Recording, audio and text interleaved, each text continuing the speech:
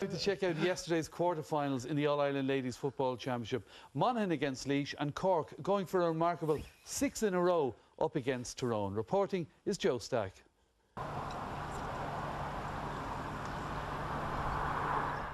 For the second week in succession, it was back to Banagher for those chasing success in this year's theTGA Ladies Senior Football Championship. Cork started their encounter with Tyrone as favourites, but that was hardly surprising, given Eamon Ryan's Charges were chasing an incredible 6th title in a row. They certainly started brightly. 3 points in 3 minutes from Mary O'Connor, Valerie Mulcahy and Nolly Cleary, demonstrating the size of the task facing Tyrone. The Ulster side's response, though, was perfect, as Jolene Donnelly, Gemma Begley and Sarah Connolly all found range to level matters.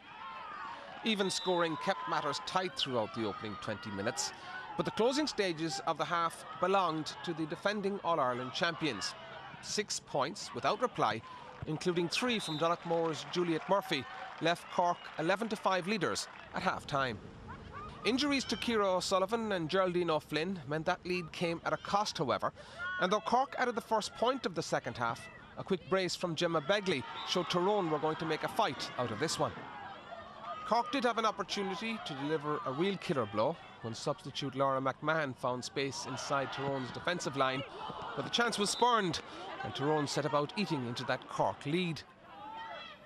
With 13 minutes remaining and trailing by 4, Tyrone struck their first real blow. Aisling O'Kane's drive, leaving Cork keeper Elaine Hart with little chance. The impetus was now firmly with Tyrone, and Cork's cause wasn't helped by 2 late yellow cards. And then 3 minutes from time, rebel alarm bells rang. Sarah Donnelly's shot struck the upright, but full forward Connolly was on hand to take advantage. Any hopes of a late Cork fight back ended with Tyrone's 3rd goal deep in injury time, Donnelly finding the net herself in the final minute. The champions make their exit in dramatic fashion. Tyrone's reward for a 3-11 to 13-point win is a semi-final meeting with Kerry. We haven't played for 6 or 7 weeks, and they've had 2 or 3 games, and the games that they played, they look very impressive. And we were expecting a very hard game.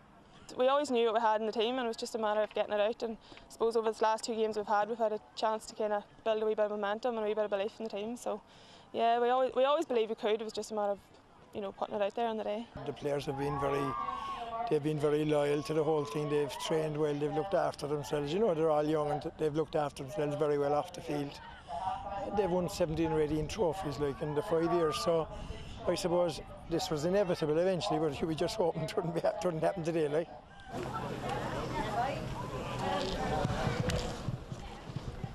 Earlier, Laois and Monaghan had gotten proceedings underway at St. Rynagh's ground.